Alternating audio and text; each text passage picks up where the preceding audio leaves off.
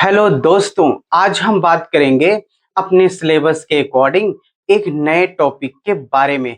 वो टॉपिक है हीमोपोइसिस।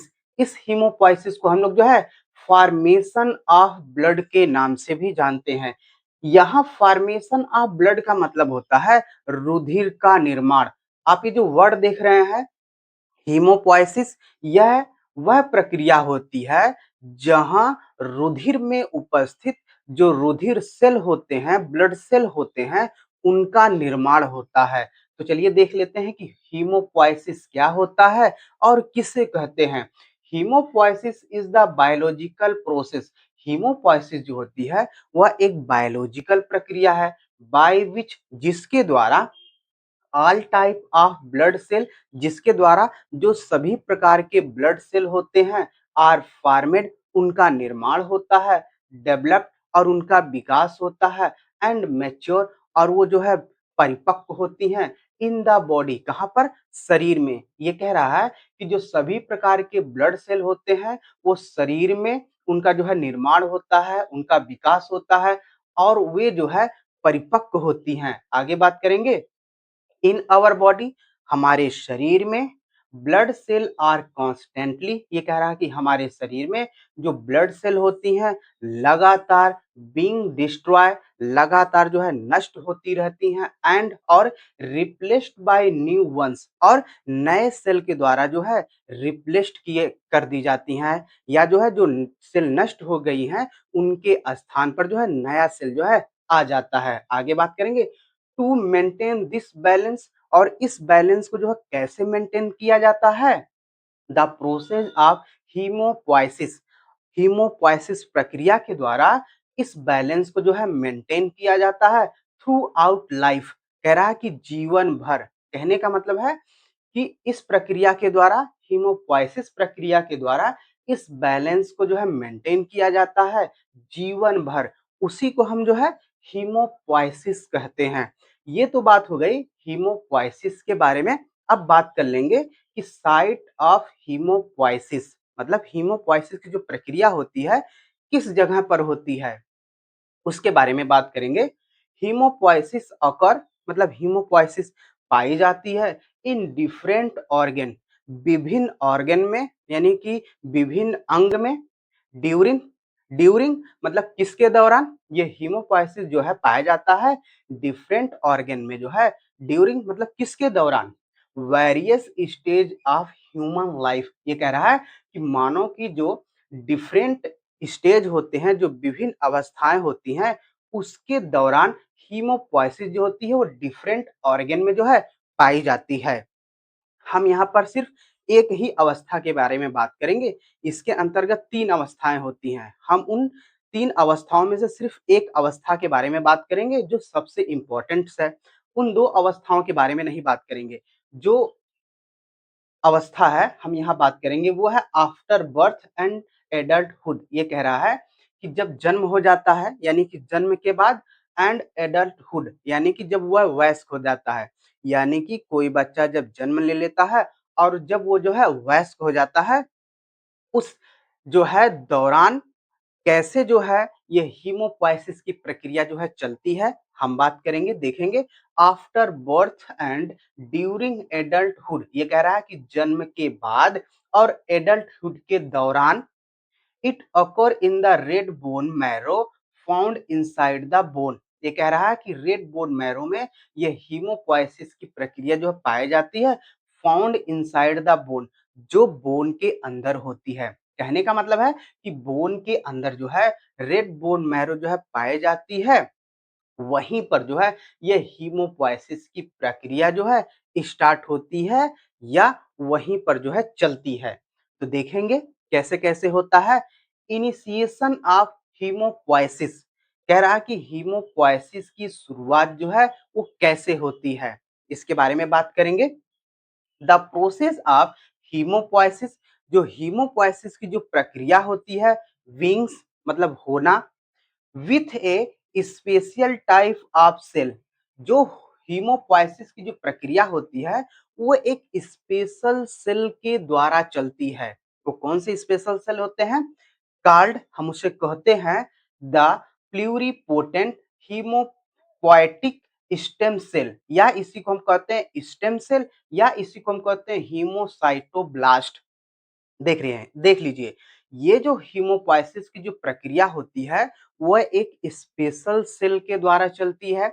उस स्पेशल सेल का नाम होता है प्लूरिपोटेंट हीमोपोएटिक स्टेम सेल, या इसी को हम जो है स्टेम सेल कहते हैं, या इसी को हम जो है लोग जो है हीमोसाइटोब्लास्ट कहते हैं। ये तीनों एक ही सेल होती हैं, बस इनकी जो है अवस्था के अनुसार जो है इनका नाम जो है थोड़ा-सा चेंज हो जाता है। आगे बात करेंगे, दिस सेल पोसेस मतलब इस सेल के पास क्या पाया जाता है?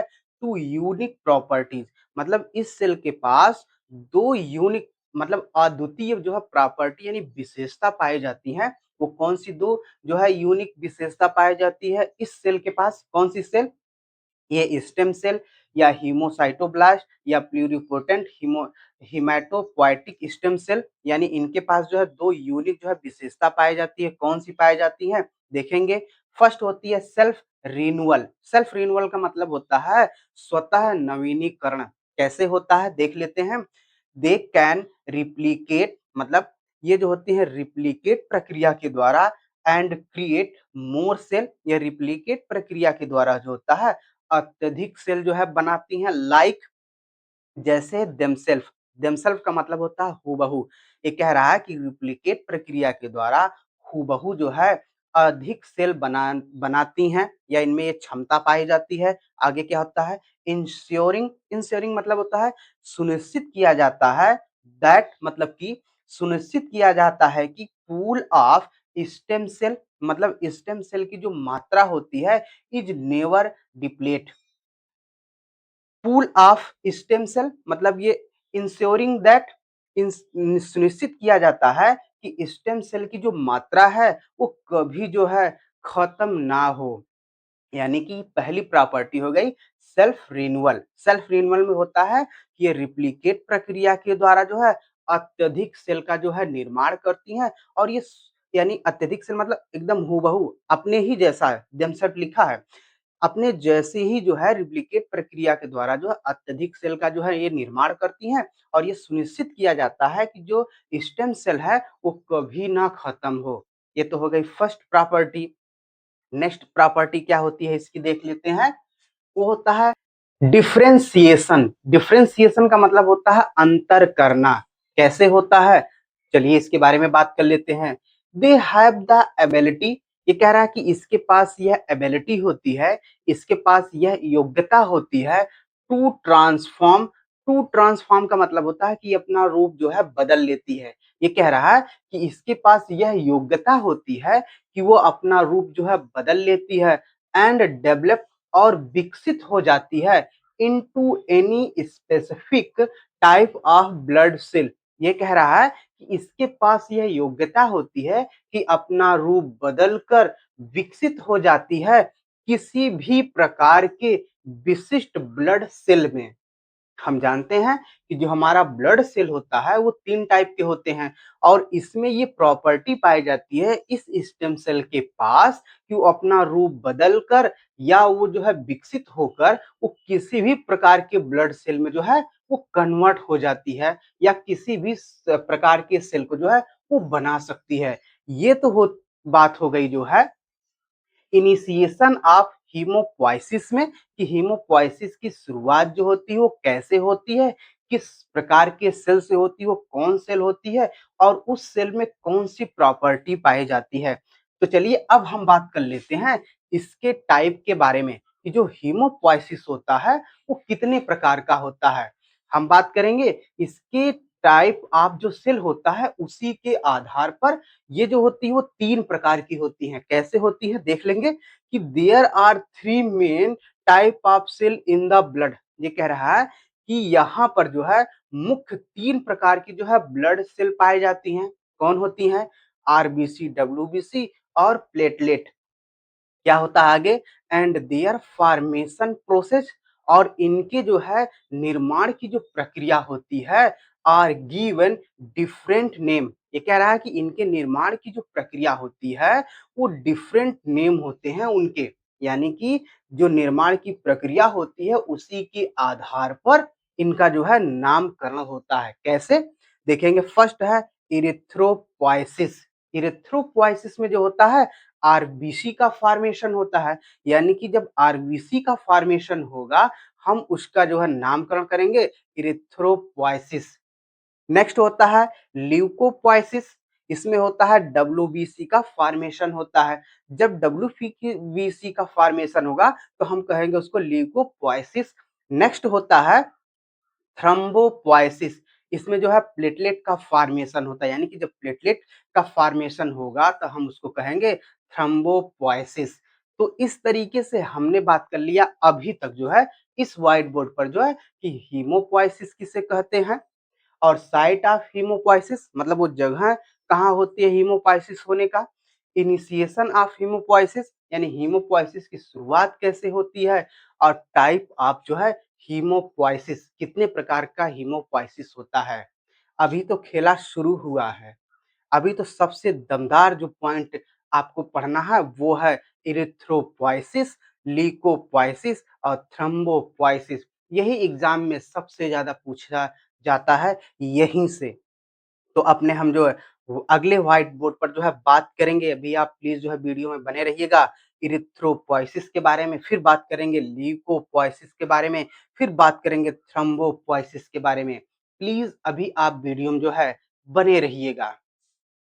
तो चलिए बात कर लेते हैं इरिथ्रोपोइसिस के बारे में। जैसा कि हम पहले से ही जानते हैं कि जो हमारा ब्लड होता है उसमें 3 प्रकार के ब्लड सेल जो है प्रेजेंट होते हैं, आरबीसी, डब्ल्यूबीसी और प्लेटलेट्स। इन्हीं के फॉर्मेशन के बारे में हम लोगों को जो है पढ़ना है। तो चलिए स्टार्ट करते हैं। सबसे पहले आरबीसी के फॉर्मेशन के बारे में, यानी आरबीसी का निर्माण जो होता है वो कैसे होता है। यानी ये आरबीसी जो है जिस प्रक्रिया के द्वारा इसका निर्माण होता है हम लोग उसको जो है इरिथ्रोपोइसिस कहते हैं। कहने का मतलब है कि इरिथ्रोपोइसिस प्रक्रिया के द्वारा आरबीसी का निर्माण होता है। तो चलिए हम लोग इसके बारे में जो है इरिथ्रोपोइसिस के बारे में हम लोग जो है डिटेल से बात करते हैं। लेट अस अंडरस्टैंड मतलब आइए समझते हैं complete erythropoiesis step by step. ये कह रहा है कि इरिथ्रोपोइसिस की प्रक्रिया को आइए समझते हैं स्टेप बाय स्टेप। जो इसका फर्स्ट स्टेप होता है कहाँ से स्टार्ट होता है, वो होता है स्टेम सेल से। जैसा कि हम जानते हैं ये स्टेम सेल जो होती है इसमें ये पावर होती है वो किसी भी प्रकार के ब्लड सेल को जो है बना सकती है। तो चलिए देखते हैं कि कैसे जो है स्टेम सेल जो है वो आरबीसी का जो है फॉर्मेशन करती है। तो स्टार्ट करते हैं हम लोग जो है इसके बारे में कि जैसे ही हमारे बॉडी में ऑक्सीजन लेवल जो है कम होता है तो इस बॉडी में एक अंग प्रेजेंट होता है जिसको हम कहते हैं किडनी यानी कि ब्रिक। ये ब्रिक जो होता है वो एक हार्मोन निकालता है, यानी कि जैसे ही शरीर में हमारे ऑक्सीजन लेवल कमी हो जाएगी तो किडनी जो होता है वो एक हार्मोन निकालता है। उस हार्मोन का नाम होता है ईपीओ, जिसको हम लोग जो है इरिथ्रोपोइटिन हार्मोन कहते हैं। ये जो है एक सिग्नल की तरह काम करता है। ये सिग्नल जो होता है स्टेम सेल के पास आता है और इसको उत्तेजित कर देता है कि आप आरबीसी का फॉर्मेशन जो है स्टार्ट कर दीजिए। क्यों? क्योंकि शरीर में जो है ऑक्सीजन लेवल जो है कम हो गया है।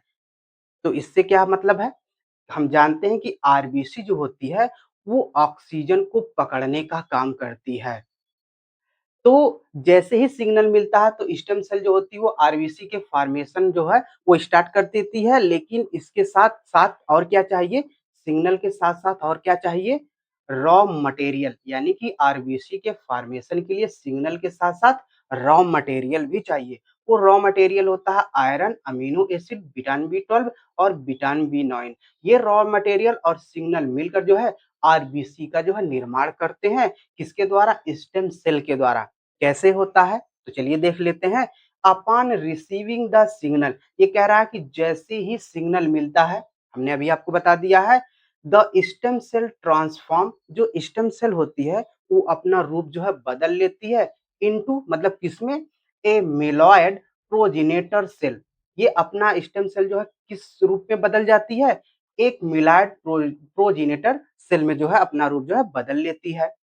आगे क्या होता है, दिस मिलॉयड सेल, ये जो मिलॉयड सेल होती है, डिवाइड क्विकली, ये जो मिलॉयड सेल होती है वो तेजी के साथ विभाजित होती है एंड ट्रांसफॉर्म, और अपना रूप बदल लेती है। ये भी मिलॉयड सेल जो है वो तेजी के साथ विभाजित होकर अपना रूप जो है बदल लेती है, डायरेक्टली मतलब सीधे रूप से जो है, इनटू मतलब किसमें, ए प्रो इरिथ्रोब्लास्ट, एक प्रो इरिथ्रोब्लास्ट सेल में जो है ये कन्वर्ट हो जाती है या बदल जाती है। ये तो बात हो गई फर्स्ट स्टेप के बारे में। नेक्स्ट स्टेप होता है वो है प्रो इरिथ्रोब्लास्ट। देखेंगे इसमें क्या होता है। एट दिस स्टेज, ये कह रहा है कि इस अवस्था में द सेल इज लार्ज, जो सेल होती है वो लार्ज हो जाती है, बड़ी हो जाती है, एंड कंटेंट, और इसके अंदर जो है ए डिस्टिंक्ट न्यूक्लियस, और इसके अंदर जो है एक बड़ा सा न्यूक्लियस आ जाता है। तब उसके बाद क्या हो जाता है, ये जो प्रो इरेथ्रोब्लास्ट होती है वो बदल जाती है इरेथ्रोब्लास्ट में। जैसे इसकी साइज बढ़ेगी और जिससे जैसे इसके अंदर न्यूक्लियस आएगा वो जो हो जाती है इरेथ्रोब्लास्ट में। तो इसमें क्या होता है, ड्यूरिंग दिस स्टेज, ये कह रहा है कि इस स्टेज के दौरान हीमोग्लोबिन सिंथेसिस, इस स्टेज के दौरान जो हीमोग्लोबिन होता है उसका निर्माण जो शुरू हो जाता है, बिगिंस मतलब शुरू हो जाना, यानी कि इस अवस्था में हीमोग्लोबिन का जो निर्माण है वो शुरू हो जाता है इनसाइड द सेल। कहां पर, सेल के अंदर। Haemoglobin is the essential protein, जो हीमोग्लोबिन होती है वो एक महत्वपूर्ण प्रोटीन है, दैट जो गिव्स मतलब देती है ब्लड इट्स रेड कलर। ये जो हीमोग्लोबिन होती है एक महत्वपूर्ण प्रोटीन होती है जो ब्लड को जो है रेड कलर जो है प्रदान करती है या देती है। आगे क्या होता है, एंड बाइंड टू ऑक्सीजन, और ये हीमोग्लोबिन जो होती है वो ऑक्सीजन को बांधने का भी काम करती है। ये तो बात हो गई जो है इरेथ्रोब्लास्ट के बारे में इस स्टेप में। अब नेक्स्ट स्टेप इसका चलता है, कौन सा है, वो है नार्मोब्लास्ट। इसमें क्या होता है देखेंगे। नाउ मतलब अब the cell is completely packed with haemoglobin, कह रहा है कि नाउ मतलब अब जो होती है, जो सेल होती है वो पूरी तरीके से हीमोग्लोबिन से पैक्ड हो जाती है, यानी कि उसमें जो है पैक्ड हो जाती है, बंध जाती है। आगे क्या होता है, to make maximum room for oxygen transport, यानी कि ये जो हीमोग्लोबिन होती है उस सेल को जो पूरी तरीके से जो घेर लेती है, किसके लिए, ऑक्सीजन ट्रांसपोर्ट, ताकि ऑक्सीजन जो है उसका ट्रांसपोर्ट हो सके, यानी मैक्सिमम ऑक्सीजन जो है ट्रांसपोर्ट हो सके। इसलिए जो हीमोग्लोबिन होती है वो ज्यादातर जो है आज जो सेल होती है उसको जो है घेर लेती है। आगे क्या होता है, the cell expel its nucleus, जैसे हीमोग्लोबिन उस सेल को पूरी तरीके से घेर लेगी तो जो इसमें न्यूक्लियस होगा, जो केंद्रक होगा, वो क्या हो जाता है, एक्सपल हो जाता है, यानी कि वो बाहर निकल जाता है। किस स्टेज में, नॉर्मोब्लास्ट स्टेज में। फिर उसके बाद क्या होता है, नेक्स्ट स्टेज होता है, जो नेक्स्ट स्टेप है वो है रेटि रेटिकुलोसाइट। देखते हैं रेटिकुलोसाइट में क्या होता है, आफ्टर लूजिंग इट्स न्यूक्लियस, ये कह रहा है कि न्यूक्लियस खोने के बाद फिर क्या होता है, it become an immature over young RBC, जैसे ही न्यूक्लियस जो है ये खो देता है तो जो सेल होती है वो जो है इमेच्योर हो जाती है और यंग हो जाती है। कौन, आरबीसी सेल।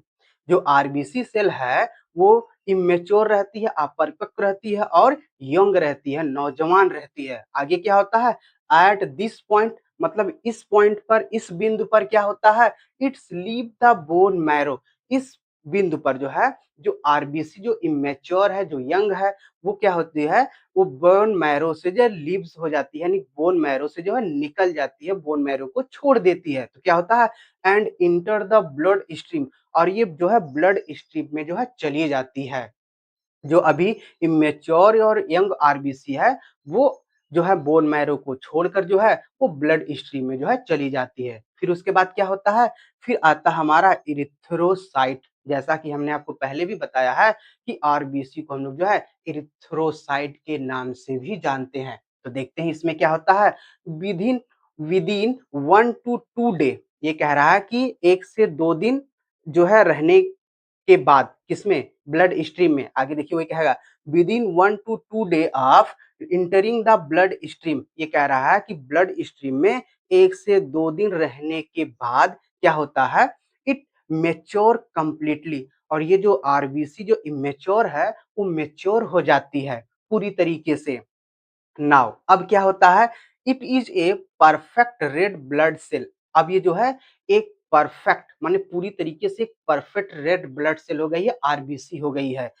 आगे क्या आता है, फुल्ली माने पूरी तरीके से, रेडी यानी पूरी तरीके से रेडी हो गई है, तैयार हो गई है, टू ट्रांसपोर्ट ऑक्सीजन, ये पूरी तरीके से तैयार हो गई है ऑक्सीजन को ट्रांसपोर्ट करने के लिए, ऑक्सीजन को परिवहन करने के लिए थ्रू आउट द बॉडी, कहाँ पर, पूरे शरीर में जो है ये ऑक्सीजन को जो है ट्रांसपोर्ट करने के लिए जो पूरी तरीके से तैयार हो गई है। तो इस तरीके से हमने बात कर लिया जो है इरिथ्रोपोइसिस के बारे में, यानी कि आरबीसी का जो निर्माण जो है वो कैसे होता है।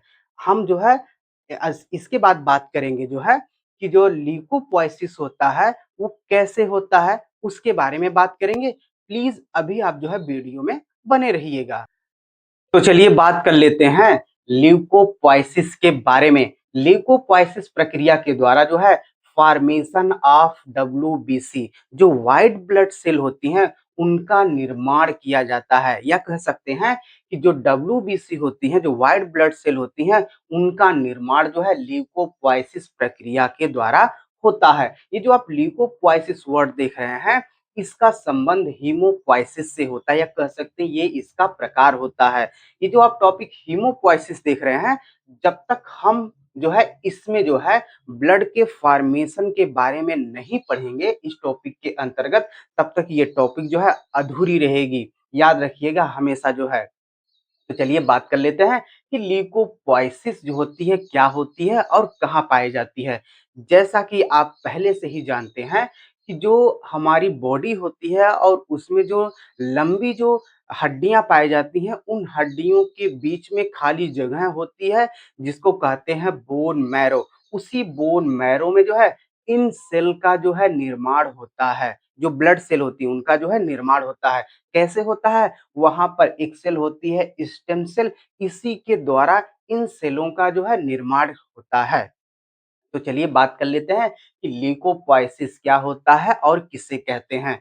तो बात करेंगे इसमें जो है ल्यूकोपोइसिस की स्टार्ट जो है वो कैसे होती है। देखेंगे इसमें हम लोग जो है जैसे ही आपको इन्फेक्शन होता है, संक्रमण होता है बैक्टीरिया का, या इंजरी होती है या टिश्यू डैमेज होता है, तो क्या होता है, वहां पर मैक्रोफेज और टी लिम्फोसाइट कोशिकाएं जो होती हैं वो आ जाती हैं। ये हमारे शरीर की जो प्रतिरक्षा कोशिकाएं होती हैं जो इन्फेक्शन से लड़ने का काम करती हैं। अगर यहाँ पर इन्फेक्शन यानी कि बैक्टीरिया की मात्रा ज़्यादा हुई, तो ये जो मैक्रोफेज और टी लिम्फोसाइट होती हैं, वो एक केमिकल रिलीज करती हैं, क्योंकि यहाँ पर जो है जहाँ इन्फेक्शन हुआ वहां पर इनकी मात्रा कम हो गई है और बैक्टीरिया की मात्रा जो है ज्यादा है। तो इसलिए जो है ये क्या है, एक केमिकल रिलीज करती हैं। वो केमिकल होता है CSF, जिसको क्लोनिंग स्टिमुलेटिंग फैक्टर कहते हैं। एक और जो है केमिकल निकलता है उसका नाम होता है IL-7, जिसको इंटरल्यूकिन 7 कहते हैं। ये एक सिग्नल की तरह काम करती हैं। ये सिग्नल यानी संदेश जो है जैसे ही बोन मैरो में प्रेजेंट जो स्टेम सेल होती है उसके पास आती है, तो ये उत्तेजित हो जाती है, या ये सिग्नल इसको जो है उत्तेजित कर देते हैं। कहते हैं कि आप जो है डब्ल्यूबीसी सेल का जो है फॉर्मेशन जो है स्टार्ट कर दीजिए, क्योंकि हमको जो है इन बैक्टीरिया से लड़ना है। इसके साथ साथ इस केमिकल के साथ साथ जो है आपको एक और भी चीज की आवश्यकता पड़ेगी, वो है रॉ मटेरियल। रॉ मटेरियल का मतलब होता है कच्चा पदार्थ। मतलब डब्ल्यूबीसी जो सेल होती है उनके फॉर्मेशन के लिए ये सिग्नल के साथ साथ हमको जो है रॉ मटेरियल की भी आवश्यकता पड़ेगी। रॉ मटेरियल में क्या आ गया, B12 आएंगे, B9 आएंगी, जिंक आता है, विटामिन D, C, A आएंगे, और सेलेनियम आती हैं। ये होते हैं रॉ मटेरियल। ये दोनों मिलकर जो है डब्ल्यूबीसी का जो है फॉर्मेशन करते हैं। तो चलिए स्टार्ट करते हैं कैसे जो है स्टार्ट होती है यह प्रक्रिया, इसके बारे में बात करते हैं। स्टेम सेल देखेंगे क्या होता है, अपॉन रिसीविंग द सिग्नल, यानी कह रहा है कि जैसे ही सिग्नल जो है रिसीव होता है, जैसे ही सूचना रिसीव होती है, the stem cell immediately transfer into, जो स्टेम सेल होती है वो तुरंत जो होती है ट्रांसफॉर्म हो जाती है। स्टेम सेल यानी कि कैसे जो है स्टेम सेल जो होती है ये डब्ल्यूबीसी कोशिकाओं का जो है फॉर्मेशन करती है। तो चलिए इसके बारे में बात कर लेते हैं। अपॉन रिसीविंग द सिग्नल, ये कह रहा है कि जैसे ही सिग्नल रिसीव होता है, जैसे ही मैसेज रिसीव होता है स्टेम सेल को, तो क्या होता है, the stem cell immediately transform, जो स्टेम सेल होती है वो तुरंत जो है अपना रूप बदल लेती है इनटू डॉट डॉट, मतलब किस में बदल लेती है, कैसे बदल लेती है, नीचे बात करेंगे अगली लाइन से हम लोग जो है based on the type of signal, ये कह रहा है कि सिग्नल के प्रकार के आधार पर ये जो स्टेम सेल होती है वो अपना रूप जो है बदल लेती है। कैसे, आगे बात करेंगे। द स्टेम सेल डिटरमाइन, जो स्टेम सेल होती है वो डिटरमाइन करती है, तय करती है कि what the need to become, यानी किस चीज की आवश्यकता है, यानी किस प्रकार के सेल की आवश्यकता है, उसके आधार पर जो है वो नया सेल बनाती है। जैसा कि आप पहले से ही जानते हैं कि जो डब्ल्यूबीसी होती है, जो व्हाइट ब्लड हमारी सेल है होती है वो 5 प्रकार की होती है, यानी कि उन 5 प्रकार में से किस प्रकार की सेल को बनाना है वो सिग्नल के आधार पर जो है तय किया जाता है। आगे बात करेंगे।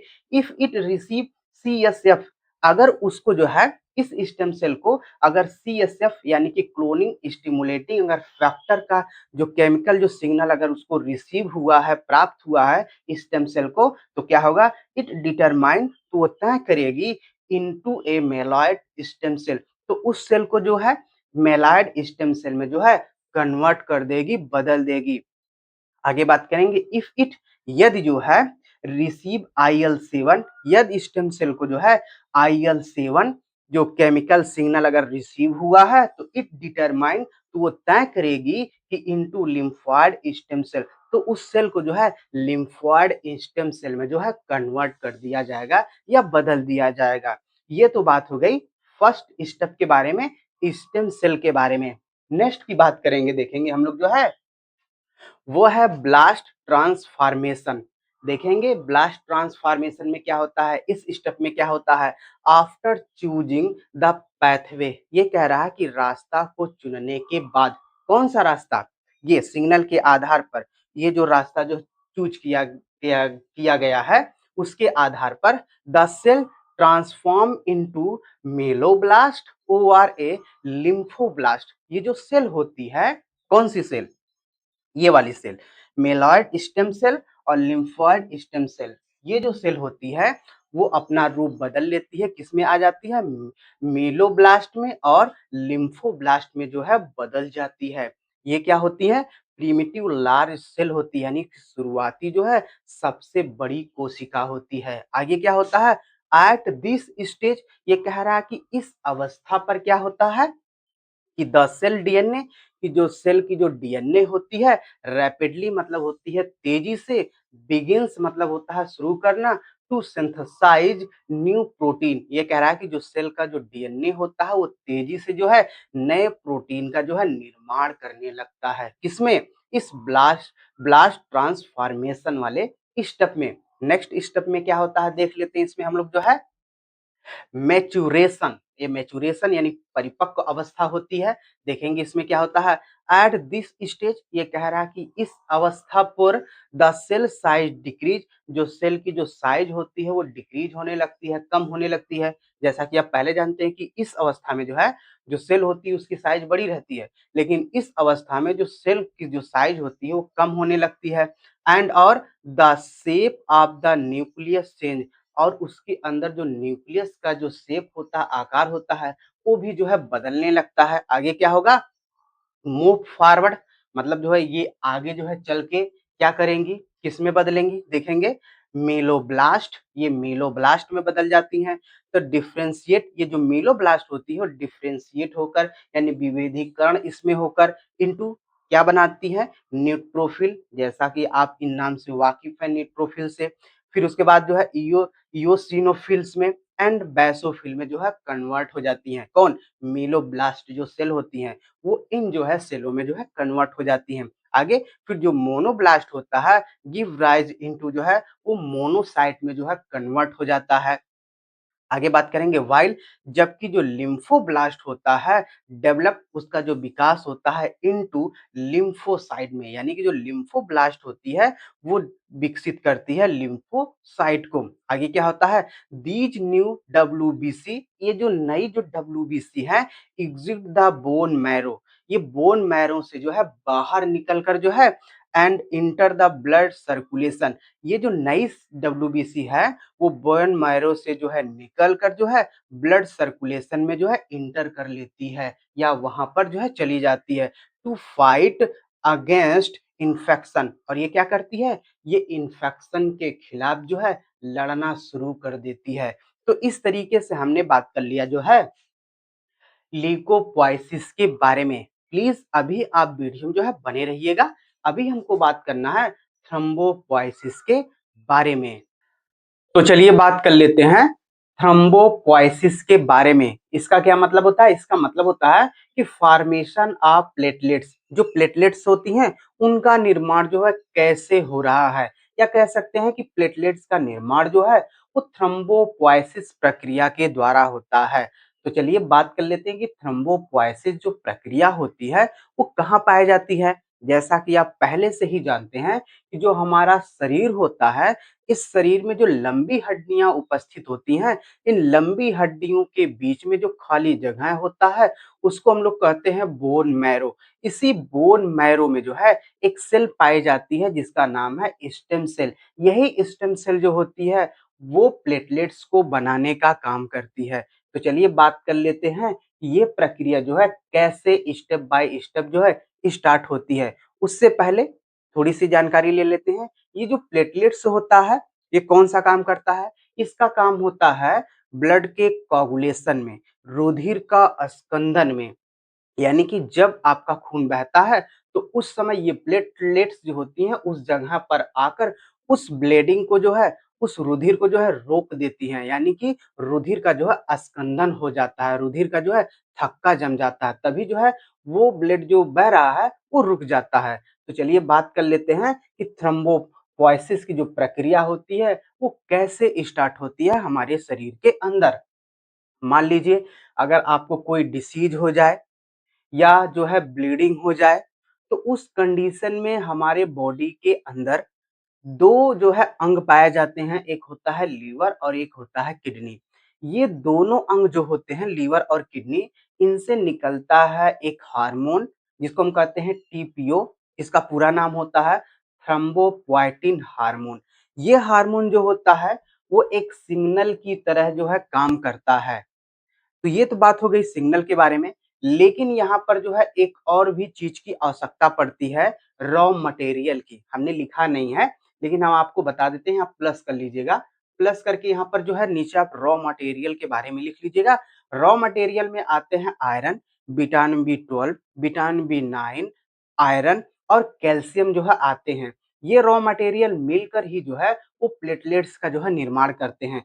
तो चलिए हम लोग बात कर लेते हैं स्टेप बाय स्टेप, कैसे ये सिग्नल जो होता है स्टेम सेल के पास आता है और जो है प्लेटलेट्स का जो है निर्माण करता है। देखेंगे कि जैसे ही ये सिग्नल जो है स्टेम सेल के पास आता है तो क्या होता है, अपॉन रिसीविंग द सिग्नल, जैसे ही सिग्नल जो है रिसीव होता है किसको, स्टेम सेल को, तो क्या होता है कि द स्टेम सेल इमीडिएटली, जो स्टेम सेल होती है वो तुरंत जो होता है ट्रांसफॉर्म इनटू मेलॉइड प्रोजेनिटर सेल। जो स्टेम सेल होती है जैसे इसके पास सिग्नल आता है ये तुरंत ही अपना रूप जो है बदल लेती है, किसमें बदल लेती है, मेलॉइड प्रोजेनेटर सेल में जो है ये बदल जाती है।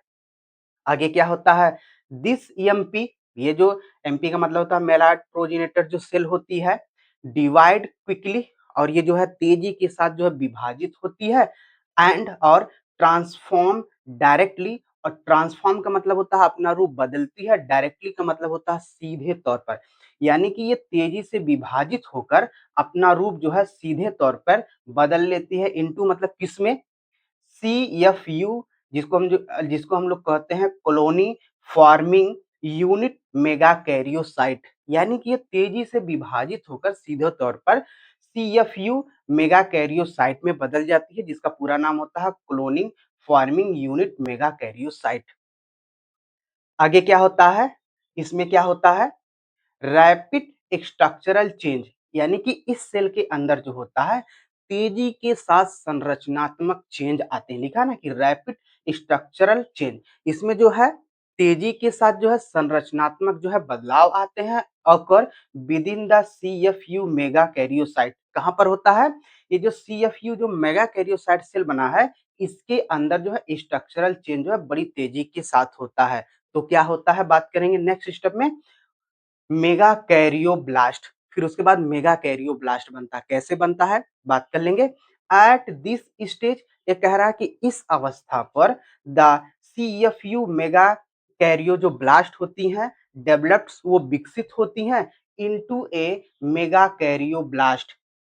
जो CFU जो मेगा कैरियोब्लास्ट होता है वो तेजी से विकसित होकर जो है मेगा कैरियोब्लास्ट में बदल जाता है। तो आगे क्या होता है, इट साइज, मतलब इसकी जो साइज होती है इज स्लाइटली लार्ज, इसकी जो साइज होती है वो हल्की बड़ी होती है। कितनी होती है देखेंगे, लार्ज अराउंड 20 to 30 म्यूम, यानी कि इसकी जो साइज होती है हल्की सी बड़ी होती है। कितनी होती है, अराउंड लगभग 20 to 30 म्यूम तक होती है। आगे बात करेंगे, with a large round nucleus, कह रहा है कि with a large round nucleus, यानी इसके साथ जो है एक बड़ा सा न्यूक्लियस होता है। और क्या होता है, द साइटोप्लाज्म डार्क ब्लू, और इसका जो साइटोप्लाज्म होता है वो डार्क ब्लू होता है। क्यों होता है, due to protein synthesis preparation, ये कह रहा है किसके कारण होता है, जो प्रोटीन का सिंथेसिस हो रहा है, निर्माण हो रहा है,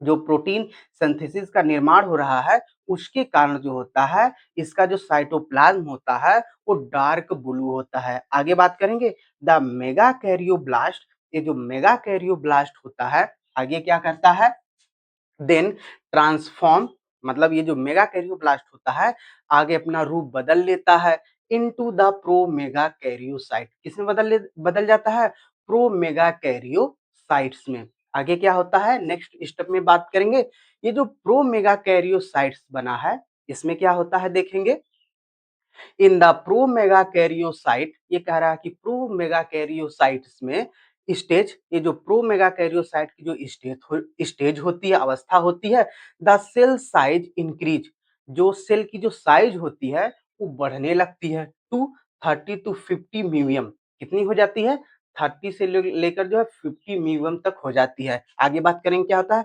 हेयर, यहाँ the cell replicate its DNA, जो सेल का जो डीएनए होता है उसका जो डीएनए होता है वो रेप्लिकेट करने लगता है, अपनी संख्या जो है बढ़ाने लगता है। तो क्या होता है, बट लेकिन साइटोकाइनेसिस डज नॉट अकर, लेकिन इसके अंदर साइटोकाइनेसिस नहीं पाया जाता, यानी कोशिका द्रव का विभाजन नहीं होता है। तो क्या होता है रिजल्ट, परिणाम स्वरूप क्या होता है, इन ए मल्टी लोब्ड न्यूक्लियस, तो इसके परिणाम स्वरूप क्या होता है, जो न्यूक्लियस होते हैं वो मल्टी लोब्ड हो जाते हैं, यानी कि जो न्यूक्लियस होता है वो मल्टी लोब्ड हो जाता है। तो बात करेंगे आगे क्या होता है, the pro mega karyocyte the transform, जो प्रो मेगा कैरियोसाइट्स होती हैं ट्रांसफॉर्म, अपना रूप जो है बदल लेती हैं इनटू इट्स, मतलब किस में बदल लेती हैं, इट्स फाइनल, मतलब ये अपने जो है फाइनल स्टेज में आ जाती हैं, किसमें, एंड और मोस्ट मैसिव का मतलब होता है सबसे अधिक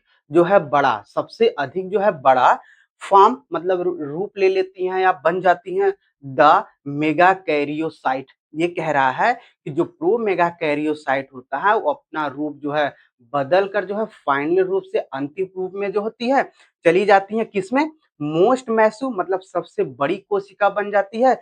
उस बड़ी कोशिका का क्या नाम है, मेगा कैरियोसाइट्स, माने ये मेगा कैरियोसाइट में जो है बदल जाती हैं। कौन, ये जो प्रो मेगा कैरियोसाइट्स होती हैं। तो उसके बाद क्या होता है देख लेंगे, मेगा कैरियोसाइट्स में, ये जो मेगा कैरियोसाइट होती हैं इनकी जो साइज होती है लगभग 50 से लेकर 150 जो है म्यूजियम तक होती है। तो यही बात कह रहा है कि megakaryocyte is one of the largest cell in the bone marrow, ये कह रहा है कि जो मेगा कैरियोसाइट्स होती है वो लार्जेस्ट सेल होती है इन द बोन मैरो की।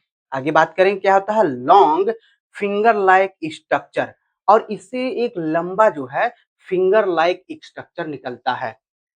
नॉन एज जिसको हम जानते हैं प्रोप्लेटलेट्स, जिसको हम प्रोप्लेटलेट्स के रूप में जानते हैं। यानी कि इससे जो है एक फिंगर लाइक स्ट्रक्चर निकलता है, लॉन्ग फिंगर लाइक स्ट्रक्चर निकलता है, जिसको हम लोग जो है प्रोप्लेटलेट्स कहते हैं। आगे क्या होता है? Come out of the megakaryocyte and enter the blood vessel. ये कह रहा है कि कम आउट मतलब ये जो मेगाकैरियोसाइट होते हैं वो बाहर आते हैं। कहाँ से बाहर आएँगे? बोन मैरो से जो है बाहर आते हैं and enter the blood vessel, और ये ब्लड वेसल्स में इंटर कर जाते हैं, प्रवेश कर जाते हैं। तो क्या होता है? ऑफ द बोन मैरो, यानी कि बोन मैरो के पास जो ब्लड वेसल होती हैं, वहाँ पर जो है उसके अंदर जो है प्रवेश कर जाते हैं। तो क्या होता है? There due to the there due to the pressure, ये कह रहा है कि इसके प्रेशर के कारण, किसके प्रेशर? आगे बात कर लेंगे। ऑफ द ब्लड वेसल, ये कह रहा है कि देयर मतलब यहाँ due to the pressure of the blood vessel, ये कह रहा है कि blood flow, sorry blood vessel नहीं, ब्लड फ्लो। ये कह रहा है कि ब्लड फ्लो के प्रेशर के कारण क्या होता है? दीज प्रोप्लेटलेट्स, ये जो प्रोप्लेटलेट्स होती हैं, break into the small piece. ये जो प्रोप्लेटलेट्स होती हैं वो स्मॉल पीस में जो है टूट जाती हैं। फिर से देख लें, ये कह रहा है कि जो बोन मैरो से बोन मैरो के जो ब्लड वेसल होती हैं, उनमें जो है ये जो मेगाकैरियोसाइट होती हैं, बोन मैरो से निकलकर बोन मैरो के ब्लड वेसल्स में आ जाती हैं, और वहाँ पर जो ब्लड फ्लो का जो प्रेशर होता है, उसके कारण जो होता है, जो प्रोप्लेटलेट्स होती हैं, वो स्मॉल जो है छोटे-छोटे टुकड़ों में जो है टूट जाती है। वही कह रहा है ना कि these proplatelets break into the small piece. ये जो प्रोप्लेटलेट्स होती हैं वो छोटे-छोटे टुकड़ों में क्या हो जाती हैं? टूट जाती हैं। तो आगे क्या होता है देखेंगे रिजल्ट, इसके परिणाम स्वरूप क्या होता है? दीज स्मॉल ब्रोकन पीस, और ये जो छोटे-छोटे टुकड़े जो टूटे हुए हैं आर नोन एज़ प्लेटलेट, हम इसको जो है प्लेटलेट के रूप में जानते हैं। यानी कि जो छोटे-छोटे टुकड़े टूटे हैं, हम इनको जो है प्लेटलेट के रूप में जानते हैं। एंड दे लैक न्यूक्लियस, और इनके पास न्यूक्लियस जो है नहीं होता है। तो इस तरीके से हमने बात कर लिया कि थ्रोम्बोपोieसिस क्या होता है, उसके बारे में जो है कंप्लीट रूप से हमने जो है बात कर लिया। और इस तरीके से जो हमारी टॉपिक थी हमारे सिलेबस के अकॉर्डिंग, हीमोपोieसिस या इसी को हम कहते हैं फॉर्मेशन ऑफ ब्लड, वो कंप्लीट होता है। अगर हमारा प्रयास आपको समझाने में सफल रहा तो प्लीज हमारे चैनल को सब्सक्राइब करना ना भूलें। इसके साथ साथ एक लाइक और कमेंट जरूर करिएगा।